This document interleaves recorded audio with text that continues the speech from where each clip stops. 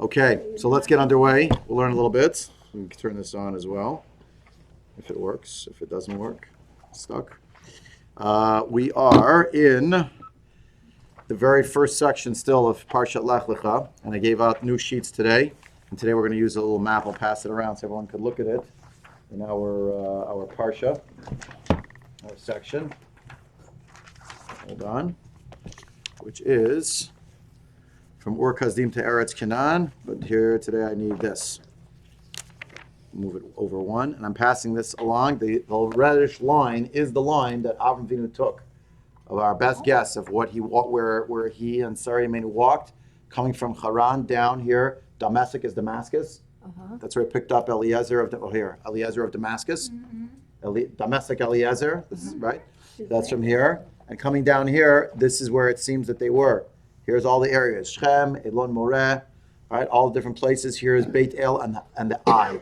We're going to mention it today. So you can see where these places are. You could go there. You're in Eli. So you're right there, Mamash. Right there. Beit El, Eli, Elon Moreh is all in the same region. I'm sending it around, so let me pass it around this way. Take a minute to look. And the inset here is from up north in Haran, coming down all these places. It's off the map, so that this piece goes over there in the top. You follow what's going on? So these are the places, and when you look in the Chumash, and that's really what we're up to today, is page 56, that they arrived. Camels at that point? Because later on they amassed camels, and camels were quite a sign of wealth at that point. Right. I don't know if he has camels now. I don't know. It seems that it comes later because it tells you that he got all sorts of things when he was in Mitzrayim. Yeah. So if he had those things before, was he just getting more? Choliot. I don't put it past. His children had them because... No, later. But it's even in this part. If you look, it's page 56, verse 16, in fact. Pasuk Tet Zayin. It says so, 56, 57. But for sure, donkeys. It says, yeah. But for sure, donkeys. It was the pack animal of the day. And I think by accident, you got not a packet, but just one sheet. There should be a packet of 3 pages that Nathan only has. Yeah. Can you pass one back for Nathan? He got the dud. This was the original. This should be a packet of 3 pages. Another one, packet? 3 pages. That's for you. I got the book. I came with the book. Yeah. Kuf Nun Dalet should be on the top. So we're gonna see a little of this now today. Last we met, which is ages and ages ago, we talked about the doctrine of Kol Ma She'ira La'avot Siman Labanim. We talked about that extensively. We won't go back there now, but that's a major pathway of parshanut, of understanding of what's going on in Tanakh. It's not happenstance or details, according to Chazal, that animate the goings and the comings of the patriarchs, the matriarchs, but rather a real trajectory. And everything they're doing is, in a way, laying down a certain path of guideposts and signposts for what's going to happen later. Here in Parshat Lech Lecha, Pasuk Vav, which I know we already learned, we're learning it again.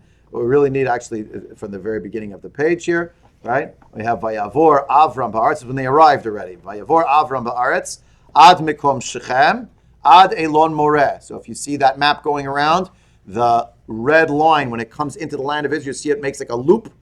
It loops up. That loop up, it stops. That's Elon Moreh. Ad Mikom Shechem. That's in this pasuk.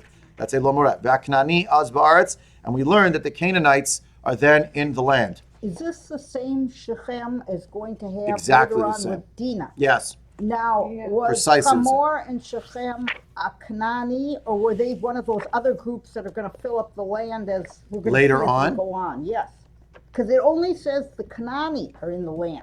Later on, it's going to say stuff that's going to add more of these. Right. So where is everyone else? Yeah, I don't know. Maybe this is a Wild West and it's getting settled at this point. Right. Although the Kanaani, our usual understanding is that the Kanaani that we're referring to here means the Canaanites as the main people. That's why the land was called Eretz Canaan.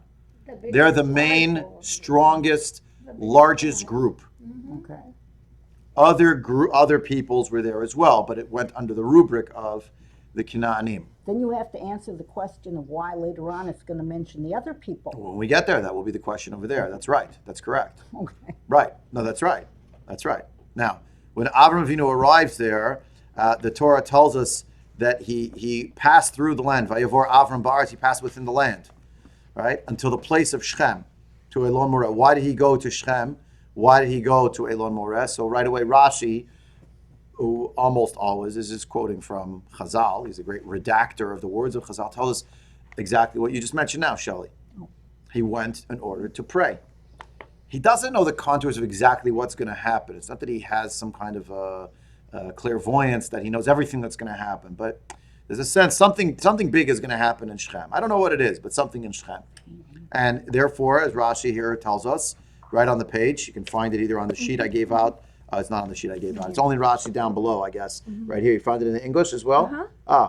Excellent. So you have that right here, and you see the Rashi in the Hebrew mentions Vayavor Avram Ba'aretz, means Nichnas b'tochai, came into it. Ad Mekom Shechem, to the place of Shechem. Why? Litpalel al b'nei Yaakov k'shiavo lilachem b'Shechem, to pray for the sons of Yaakov when they will come to fight against Shechem. A story that hasn't happened yet. Now, when Yaakov gets to Shechem, no doubt they're not all saying, well, it's good that we had someone daven for us, so we're going to have to fight here. That's not what happens. But you could say when Yaakov will go to be in the place of Shechem, which is, if you look at the map, thank you very much, I'll hold it up, it's pretty centrally located in the country. It's like it's smack dab in the middle. So that's a great place. That's a crossroads for people to meet. It's a great place if you want to advertise something and talk about an idea. And when Yaakov comes there, well, my grandfather was here. In other words, it is about closing that circle of, this is where my Zaidi came. Now, not just for nostalgic, sentimental reasons, it's a very important geographic reason. It's where people go, Shechem. Yeah? By the by, according to what is in this picture here, it's practically the same path, because that's the road that Yaakov and his children would have walked on, coming back from the places up north. Here. Yeah, Haran, Patan Aram, all of that. Yosef is buried. And then Yosef is buried there, right? Yosef is buried in Shechem. That's where Yosef is taken from. Dotan and Shechem, it's all the same little area. That's where he's taken from. That's where he's brought back to be buried. So when you look at this place, the fact that Yaakov and his sons go there and say, this is where they davened, our grandfather davened for us, they don't know why. Avram might not have known why. Here's a premise, something's going to happen in Shechem. I don't know what it is, something big. I have to daven here. That's Rashi's basic idea. He's davening for his grandchildren who will be there. You don't know what's going to be. You understand what I'm saying? In other words, Avram Avinu's foreknowledge, I have to daven in this place, something big is going to happen here, does not preclude the free will of what's going to happen when the events actually transpire. What's going to happen with Shechem and Hamor and the whole thing, with the fight, with the war, with them, that's not known necessarily to Avram Avinu. Now, in a related story, the next Rashi is also important along these lines. The next Rashi is, it mentions Elon Moreh, Hu Shechem. Her'ehu har grizim v'har eval shesham kiblu Yisrael aleihem shuat haTorah. We learned that at the end of the book of Yeshua, right, Yeshua, they're going to be carrying out that which is at the end of the Torah, where the Torah says, Moshe tells the people, when you will go to the land of Israel, you will go to Har Grizim, Har Eval, 2 mountains. Right? And from my cousin's house, when they used to live in Kedumim, they moved out to Rehovot and lived in Kedumim. Literally, you could be sitting eating Shabbos lunch. You look out, there's one of those mountains right there, like right out the window. Like that's it right there, from the Torah, from the story, the whole thing. So that's where the Jewish people went. In between the 2 mountains, that's where they have the curses and the blessings going back and forth between the mountains. It's described at the end of the Torah. Moshe's telling them, I'm not going to be there. I'm not going to be alive anymore. But someone from this group will be. Your children will be. You will do this ceremony. Who will lead it? Yeshua bin Nun. And you can And that's see what happened. until today that Mount Eval has nothing on it. Nothing. Right. And Al Grizim Yeah. has the Right. I mean, it's so The bracha and the klala. amazing, The bracha and the amazing. You klala. go to Eval, The blessing and the nothing, curse, the 7 mountains. nothing. But this is, and Unbelievable. so why? When the Jewish people come there, they're going to that place. Now you see, what does that mean? Ad Mekom Shechem, Ad Elon Moreh, Rashi tells us twice over. That's basically twice over, it's Shechem. It's the vicinity of Shechem. It's a very important place. And we see why it's so important. Right? By the by, it's in the Nachla that will later be an area that will be very contentious, because this is going to be part of the dialogue between Malchut Yehuda and Malchut Yisrael, when the split between the two the two sections happens. So the vicinity of Shechem and the surrounding environs is Ephraim. Yeah, it's Har Ephraim area. Ephraim, the son of Yosef. Yosef from Yaakov. Yaakov Shechem. It's all connected. Yeah. Does Shechem mean something? Does the word itself translate to? Yeah. Okay, thank you. I mean, well, yeah. So Shechem could be a shoulder. It could also be a certain kind of a portion. Shechem, I'm going to give you a Shechem echad alachecha. Means like some kind of extra portion. So I'm pausing because in a few years from now we'll be in Parshat Vayechi and we'll get there. Right, it gets the Shechem echad alachecha. So he's giving you Shechem, but it means also an extra portion, extra allotment. Was it, But was the it a wall city? Shichmod usually means the shoulders, right? Huh? Was it a wall city I at don't the time know. of Abraham? I don't think so. I don't know for sure, but I don't think so. It's an Arab city now, right? Yes, today there are many Arabs who live there. It is, yes, And they took Yosef's too. Nablus, Which yes. Shevet Ah, got oh, I Shechem? didn't- Many, Was many that thousands, tens of thousands actually of Was that later? Arabs. Pardon? Which Shevet got Shechem? Ephraim, which is from Yosef. Okay, so now It's actually right near between Ephraim and Manasseh, but it's closer to Ephraim. So there's where maybe the portion.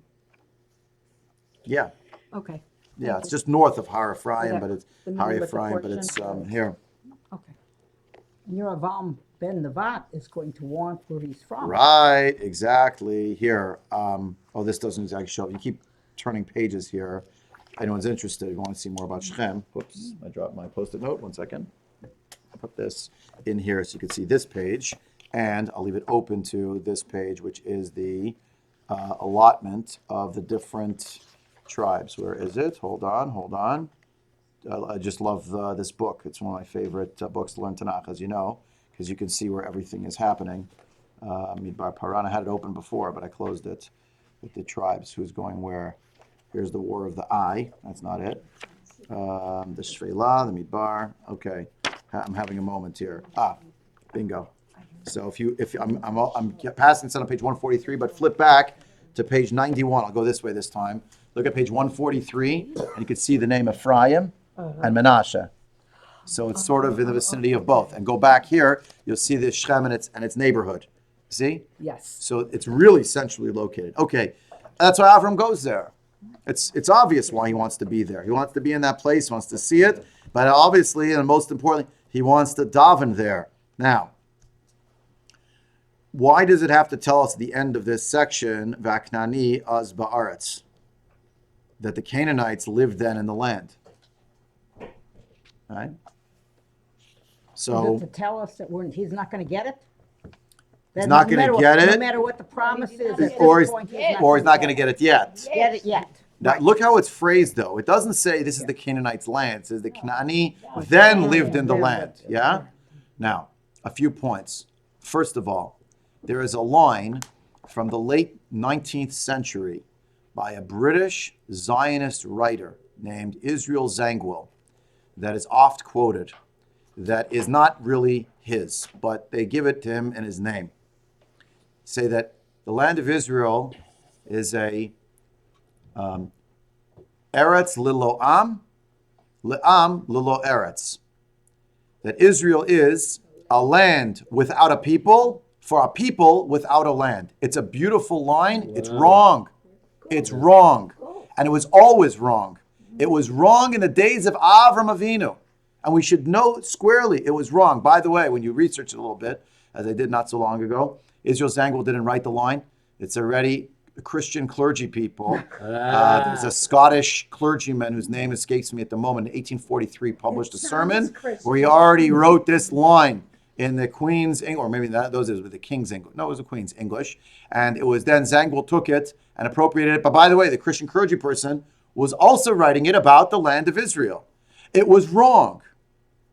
When Avram Avinu came to the land was not empty. It wasn't depopulated. There was already a nation living there.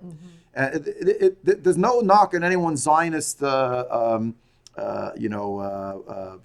fides to acknowledge this is a reality. It was always a reality to contend with the fact there are people who are in the land at a given time, who may or may not be the Jewish people. What's with Avram Avinu, though? We learn here, Rashi tells us, before we even get to the sheets I handed out, we're still over here at Rashi, geopolitics of the world of antiquity. Rashi here quotes an idea that actually, after the Great Flood, which was the great reorganizing of the known world at that time, the world is divided among the three sons of Noah. He has three sons, Shem, Cham, and Yafet. So, Shem, it's the Semites, Semitic, the Semitic places. That's Mesopotamia, that's the whole area of Iraq, Iran, Syria. That's all that area, that whole Arabian Peninsula, that whole thing is the world of Shem. Cham and his children got the land of Egypt and the like. Mitzrayim, Africa, Kush, Put, and the Yafet is generally, we say, today would be like Asia, Europe, Eurasia, something like that. That's how it gets divided up. That's the sort of the midrashic understanding of how the world was divided among the world powers, the children of Noah. I left out one son of Cham. There's a son named Canaan. So where is Canaan's place? Africa. So Africa seems to be how it was on paper. According to Chazal, this place, however, of Africa, which was for the children of Cham, one of the children, Canaan, didn't stay put. He moved out of Africa and he conquered a land that was really belonging to Shem. So look with me, Rashi here at page 56. Occupation already started there. Huh? Occupation already Yeah, nachon. Bayamim ahem uvazman hazeh. Mamash. You said it. Now look at Rashi. I'm in Rashi, page 56, line 1, 2, 3, 4, 5. It says the two words az ba'aretz. Hayahulech v'kovesh et Eretz Yisrael mizara shel Shem. Cham Canaan conquered Eretz Yisrael from the children of Shem. Shebechelko shel Shem naflak shechilek Noach et haaretz lebanav. Because really this portion fell in the section of Shem when Noach divided it among his children. Shenamar, as it says, Umalki Tzedek melech Shalem. And according to our midrashic understanding, Malki Tzedek is Shem. Why is he holed up in a little town called Salem? Salem. It's really Shalem. Mm-hmm. And why does he go by the name Malki Tzedek? And why does he have exactly no power? Because the children of Cham, Canaan particularly, showed up and took it. And what did they do to brand the place to show that it's theirs? They named the place after themselves. When you change the name of a place, it's yours. You own it, right? Right? Lefichach. Therefore, Vayomer el Avram. Therefore, the next pasuk is going to be said to Avram, Lazaracha etina ta'aretz hazot. In the future, I'm going to give atirani lahachzira levanecha shem yizar shel shem. In the next pasuk Zion, Vayira Hashem el Avram vayomer Lazaracha etina ta'aretz hazot. Hashem will appear to Avraham, and what would he say to him? I will give your progeny this land in the future. Meaning, I'll give it to you. I'm giving it back to you because you're from the progeny of Shem. So, in this big cholent, who's going where? What do we see? Amazing, right? The idea that the Jewish people come to a land that already has people living in it is not new. And the idea that there is already some idea about whose land is it and who controls it and who controls the vocabulary about it is not new. And one of the ways that this atlas gets written, just so you know, one of the ways is that the Chachamim, by which I mean the sages of the day, the great Rabbanim who know what they're talking about in terms of the Tanakh, what did they do? They looked for the Arab cognates of a lot of the names of the places, because the names of places had great staying power over the years, right? Think about it till today. The Arab world still calls Beit Lechem, they still call Hebron, right? And they you said it's Nablus. Shechem, they changed the name to Nablus. I don't think they have a name for Shechem, but I'll give you a great example. It's really unbelievable. The area in Yerushalayim, which they have a name in Arabic, they call Al-Quds, but in Yerushalayim, the Har HaBayit, the Temple Mount, right? with the different with the mosque and this, that. Al-Maqdisa. What's a Maqdisa? Holy? Maqdisa. Maqdisa like Maqdisha, like Mikdash. Yeah. See? Wow. And it goes on and on. There's a lot of examples of this throughout, and you're just like, wow. They know it's And not for nothing did the Romans very wisely, diabolically, but this was, Palestine. they changed it to Palestine, So the because then it becomes Philistines. really the Philistines' land. It's not the Jewish people's land, and you call this place your own. We're going to rename it. We'll change the name to something else, and it did stick for many people. That's why the early Jewish settlers who were there were called the Palestinians. That's their name. This is the Jerusalem Post called the Palestine Post. Why did they call it Jerusalem Post in the beginning? Because it was about Palestine. It's the territories. My parents were Palestinian. Yeah, They came so to they're Palestinians. 1932. So they're Palestinians. They're Palestinian. The passports is Palestine. Yeah, the British mandate Palestine. But Yeah. St. Petersburg. very. Yeah, I mean, they do it. It happens all the Yeah, time. It happens all the yeah. time. St. Petersburg Yeah, versus so Leningrad. So, Rabbi, Right, now right, we know yeah, why it's accursed to marry a Canaanite. Now we know from. You could say it's related. I mean, also 'cause it's not. It says, No, but I thought, wasn't Ham cursed? Ham was cursed. Canaan was cursed. Right. Right. With Noah, the Noah story. Right. 100%. I'm not even getting into that. I'm just saying. Supposedly Canaan was involved. Yeah. Right. The point I'm just making is, look at that. The idea that the Jewish people come to a place, and right at the beginning you hear V'kanani az ba'aretz, does not, number one, does not negate the reality of the place being for the Jewish people. Number two, this is a hard, bitter pill for many of us to swallow, does not obviate the need for a recognition, and we'll see this coming further along in Perek Yud Gimel, of the need for morality in the execution of said point number one. And we'll see this in Avram Avinu's conduct comportment with his neighbors. Some of them were incredibly hostile. We'll see that it didn't mean he was a pacifist by any means. He took up arms at one point, a small army, etc. That he never used that army to convert anybody to his way is of crucial significance, mamash of crucial significance, meaning he didn't ever say, you see that he was formidable military power, Avram Avinu. Somehow, he had guerrilla warriors, 318 soldiers, and they go, what do? They defeat 4 major world powers. It's unheard of. Okay, Hashem was with him, but he didn't use the opportunity now to impose by the sword. This is the way we're going to be now, which cannot be said of other religions. No crusades. Further, the idea that the morality of the moment, in other words, Hashem tells him, you're not getting it this minute, at least not in Perek Yud Bet. What does Hashem tell him? Hashem just tells him, you are going to get it in the future. I'm going to give it to your progeny. Did I give it to you right now? No, give it to your progeny. The Rashi says Holek v'kovesh. Does that mean that they are just started? They were just in the. They were in the process so of it. They hadn't been there years and years and years. They were I don't know what the exact timeline is. I'll be candid in saying I don't know what the exact timeline is. Holech v'kovesh means they were the main players. So they were the main people who could seize things. Now, I don't know if they just came when Avram came though. Likely they were there earlier. But Holech v'kovesh means like it was their way to be going in. And the point of Rashi and the Medrash is, you think they're the indigenous people? No, they were also people who came, who took it from. And that's the first Rashi on Chumash to remind us of this as well, right? Why does it start with Breisheet? To tell us that Hashem owns the whole world and can give the countries to whoever he wants, he can take it from whoever he wants, etc., and that has its own. That's its own section with its own theological issues I don't want to go to. But Karen, please. It just dawned on me, because I'm dumb, that we don't conquer. That's one explanation. Otherwise, you're incredibly we intelligent don't, and you're we thinking about don't issues like conquer that. any land until we get the Torah, do we?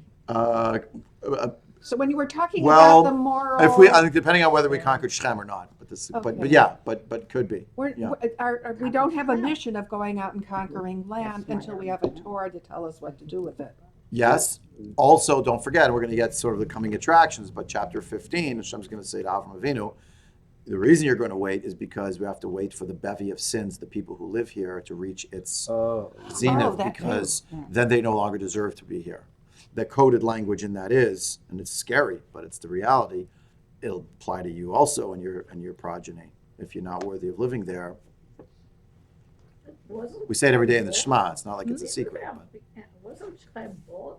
Didn't Yaakov buy Shrem? So it's not clear if he bought all of Shechem or a plot of land in the vicinity of Shechem. But Karen's talking about like the conquest, military conquest, and we see that that's not what happened. I'm focusing. You see, to stay with Avram Avinu for a minute, he purchased the land in Marna Machpelah and Avirons, and that when we get there, it'll make for interesting discussion because I was just there like last week. So There on was both a sides of terror the attack there. yes, yesterday the Foolish Lama. just Yeah, it's ongoing. Really It's hot. ongoing. Right there. Ongoing.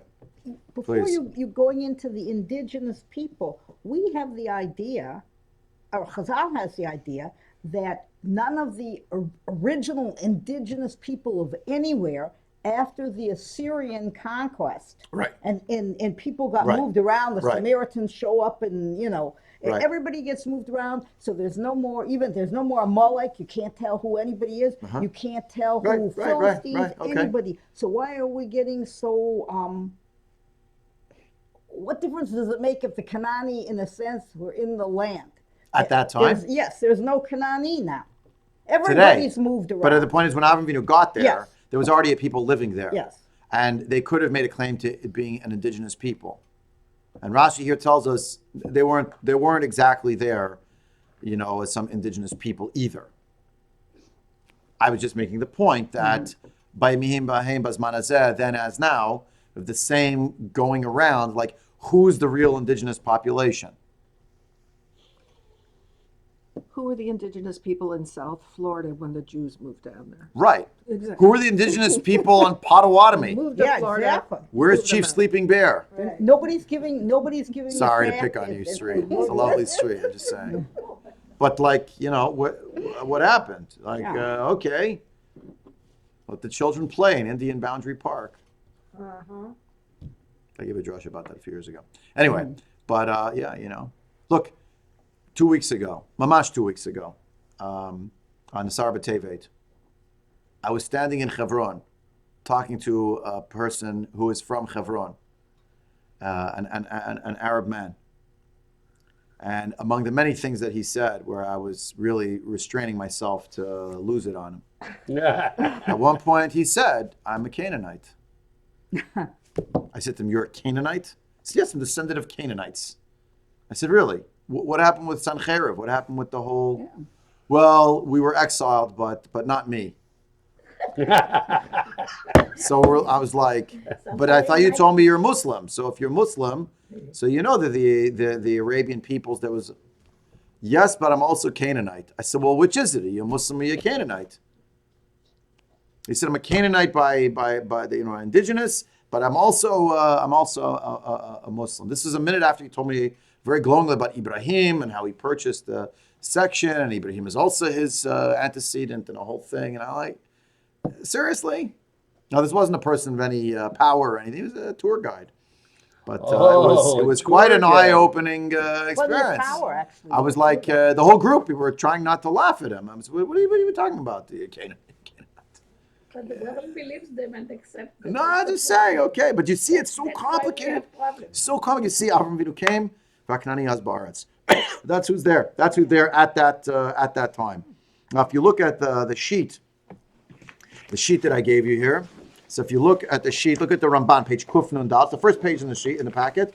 Ramban is on the right-hand side, third line down. Yeah? Well, you could actually start at the top of the page. It's really the middle of a sentence, but it's germane. There was a hint that this is the first place the Jewish people, the children of Avinu, would conquer it first. Why? Because when the Jewish people come in the time of Yoshua, well, they don't really conquer Yericho because the walls come tumbling down and it's a rout. Mm-hmm. The first place they really conquer is Ai, in a war. Right, that they weren't supposed to do. Right, but they had trouble. Mm-hmm. So look at that's right there. It says that after Hashem spoke to Avram Avinu in the place of Shechem and he built a Mizbeach, Vayatek Misham Ahara, he moved from there, the area of the mountain, Mikedem Beit El, Vayet Olo, Beit El Miyam, Va'ai, Miketam, between Beit El and the Ai. That was the place where the Jewish people were going to be in camps. That's the first place that was conquered. All right. So Nirmaz Lo Mizeh, Kivanav Yichus Ramakim Hu Tchila Kodem Yotam Zochim Bo. Right. Even sorry, this place. I made a mistake. This is actually a reference to Shechem. The first place we conquered was Shechem because he went to Shechem first. I got ahead of myself. Right. V'kodem Hayot Avon Yoshev Haaretz Shalem Lihigalotam Misham, before the whole the sins, the iniquity of the people who live in that place will have been filled up to exile them from there. Therefore, it said, "V'Kanani az ba'aretz." By the way, that is what happened. How come? What happened in Shechem? Again, controversial and terrible, according to some, heroic according to others. The people in Shechem, in the town, Guilty of rape. were engaged in more immorality. Yeah. There was one individual who perpetrated the actual assault, but the point that they all abetted it and thought it was a great idea and we're going to, right? So therefore Shechem, that's the first place. Second place, then Ai, the first place actually conquered. Once Hashem gave him the place in speech, that'll be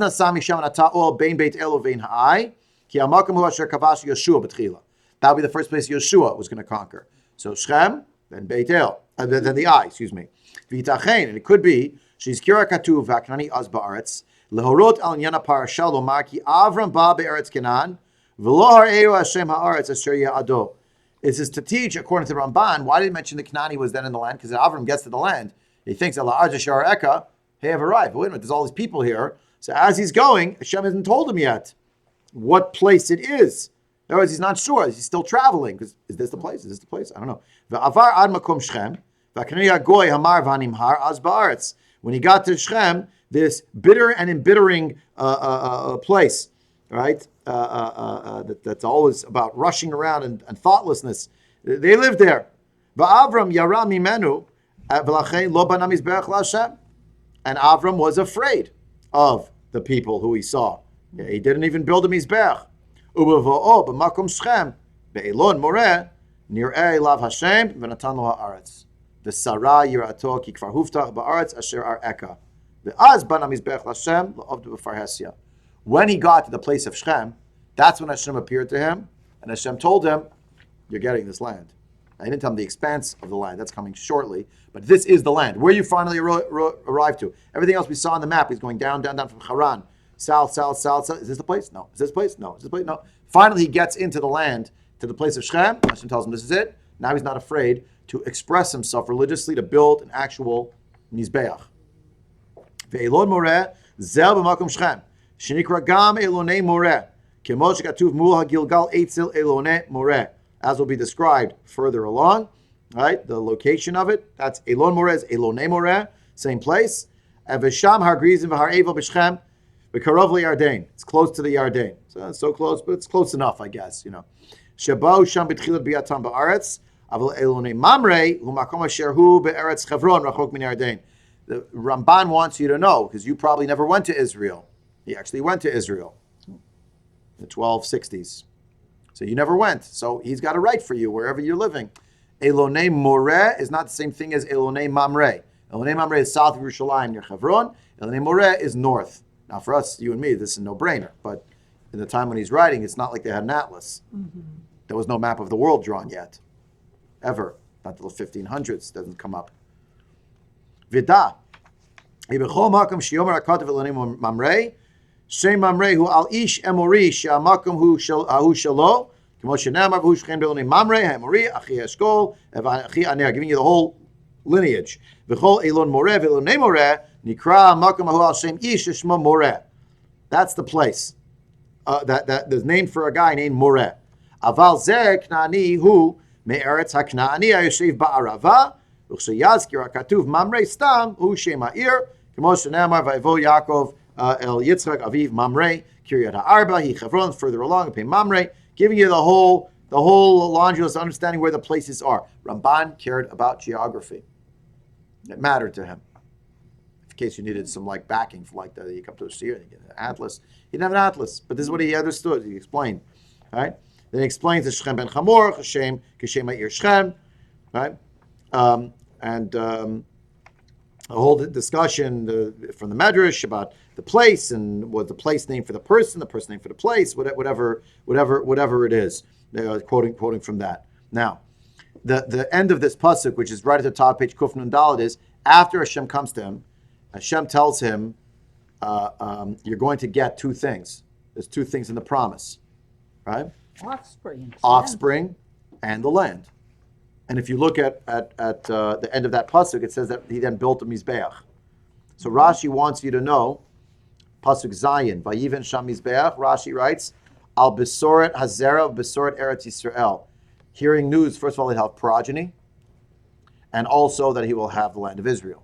The two are intertwined. And the idea that once that transpires, that's why he built a mizbeach. He's giving thanks to Hashem. However, he then moves to another location. Yeah, and the next location he comes to is this place Bein Beit El, the Eye and Bein Beit El. Yeah, pasuk Chet. And he's going to now build the second mizbeach. And the building of the mizbeach each time is going to be important. Notice that the first time he built a mizbeach doesn't say that he said anything. He just built a mizbeach, thanksgiving to Hashem. Yeah, just built an altar. He doesn't seem to sacrifice anything on these altars, does he? It's not clear. It's not clear. It's actually not clear. Right. Next, Vayatek Misham Ahara, Mikeren Leveit El, pasuk Chet, verse 8. He moved from there. Right, he continues on his journey. Also, yeah. So where did he go? To the mountain. That's to the east of Beit El, and he pitches his tent there. Beit El is to the west, and the Eye is to the east. Vayiven Shemizbech Lashem Vayikra B'Shem Hashem. He built there an altar for God, and he called out in the name of God. Yeah. By the way, just for Shelley's point before, according to Ramban and others, he did offer offerings. He doesn't tell you anything about them. Oh, okay. But I think a case could also be made, like he built an altar, but the altar itself was the act of thanksgiving. He built an altar to God, and it didn't have an idol attached to it. I should have mentioned that. Sorry. It's so significant that Avinu builds altars, but he doesn't build an altar in front of an idol. You mean like a tree and a shara? Or Yeah, there's like no that? Asherah Okay, tree. no Asherah tree. There's no statue that he makes. There's no figure of an animal that you put the altar in front of. So that was what attracts attention. You're missing the main thing. Where is it? And the answer is, well, God doesn't have a physical form, so you build this the altar without the getchke, without the idol next to it. When is the covenant of the parts? That's chapter 15. Not for a Come while. back from So is that the first time we hear about a specific? With animals mentioned? Yeah. Yeah.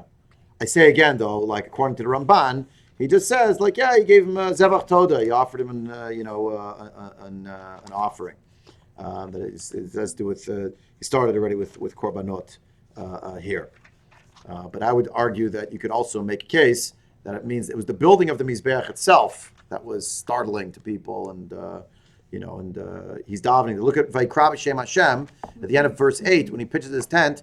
He builds another altar. So Rashi wants you to know right away, why did he go to these places, to Beit El, right? What's going on there, right? So and what's the Eye? So again, that's where the people are going to be. Why did he build a Mizbeach there? That's where the sin of Achan is going to happen. So he's something that's going to happen with the Jewish people that involves moral stain, moral opprobrium, a problem. But nonetheless, there should be tefillas, again, in that spot for the future. Yeah, again, he doesn't know 100% what's going to be. Of course not. He's not a prophet, is he? Avinu is a prophet. He is. Hashem talks to him directly. He brings the he Dvar could be Hashem. Ruach HaKodesh. Yes, but we maintain with that he this was stuff. considered. Yeah. He's not a prophet in the sense of saying Kol Amar Hashem each and every Right, day. right. But it's certainly we do maintain that Avinu is a Navi. Yeah, Okay. for sure. Yeah. So here he calls out the name of Hashem. The Ramban here is instructive. We'll end with this. We have like 1 minute to do this Ramban. We'll do it anyway. 1 minute. Okay, and I'll leave you with this. We'll have to pick it up next time. But the Ramban here on page Kuf Nun Daled, 154 in the English, but it's pasuk Chet on the bottom. Vayikra B'Shem Hashem. Okay, called out in the name of God. Perish Unkelus Sheit Palel Sham means he called out. He prayed there. Kemo Karati Shimcha Shemi Bor Taftiot. I called out to you, Hashem. I call the name of God means I'm davening to Hashem, as it says in the book of Eicha. I called out to you from a deep pit, from the bottom of a pit. But the correct thing is, it says the Ramban, disagreeing with Onkelos. Shaya korei b'kol gadol sham lifnei Hashem amizbeach et shem Hashem. He was calling out in front of the Mizbeach the name of God. Modia oto ve'elohuto lifnei. Next page, Adam. What was he doing? Next page. You got to flip the page. What was he doing? He was letting people know. He was advertising and teaching people there is one God. Teaching. Kibur Kazdim, page Kuf Nun Hey. The back should be the back of that sheet. Kibur Kazdim, in Ur of the Chaldees. Hayam Alam Dam V'lo Avulu Shema. He was trying to teach the people there. No one wanted to hear him. No one was interested. V'atai, now, Ksheba Be'aretz Hazot, Shehuftach Ba V'avarecha M'varchecha. Now he came to a place where he was promised, anyone who blesses you will be blessed. Hayalamud L'lamed U'lefarsim Halaut. Now he was ready to teach and to publicize that there's one God. When Hashem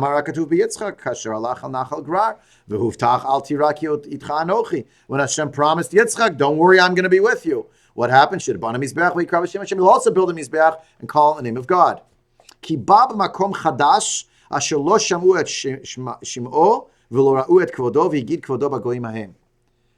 This place was ripe to hear about the fact that there's one God in the world, that it's about morality and ethics, that Hashem is not in a body or a form, that you can't bow down to objects, that there aren't a multiplicity of spirits animating everything. There's one God. And that was Avram Avinu's role. That was Yitzchak Avinu's role. V'lo namar b'Yaakov Cain. We don't find this with Yaakov, that he built an altar and he called out the name of Hashem. Why? Because Yaakov had a team. He had a team. He wasn't a one-man band. Mipnei she'olid banim rabim, kulam ovdei Hashem. V'aytalo kihila gedola nikret adat Yisrael v'nit parsama emuna bahem. It's just such a beautiful idea. I'm sorry to shoehorn it last minute, but it's Yaakov didn't have to build an altar and call it the name of Hashem to advertise. He had a much better billboard, people. I had a cadre of people, 70, ultimately it's a family of 70. They're promulgating these ideas, everyone they interact with. V'noda l'chol am, they're well known to every nation. From the days of Avram and Yitzchak's work, the name of God was already well known in the land of Canaan. It teaches us from here, he caused the name of Hashem to be called in the mouth of every creature. That's what Avram Avinu did. That's what Yitzchak Avinu did. That's what Yaakov Avinu did. And each in a different, we come to Yaakov, it's already a different way, because there's a whole base of people, and the foundation was set by Avram, by Yitzchak. Now, when Yaakov came, we have now a Kehillah. And that puts us in a particular position, maybe some would say a predicament or a challenge, as the Bnei Yisrael, we're the children of Yaakov Avinu, or children of Yisrael. So that's our role, to bring about the Shem Hashem, that's all we have time for today. Ad Kan. He did it on a mountain. But I thought Abraham. And he did it here on a mountain, right?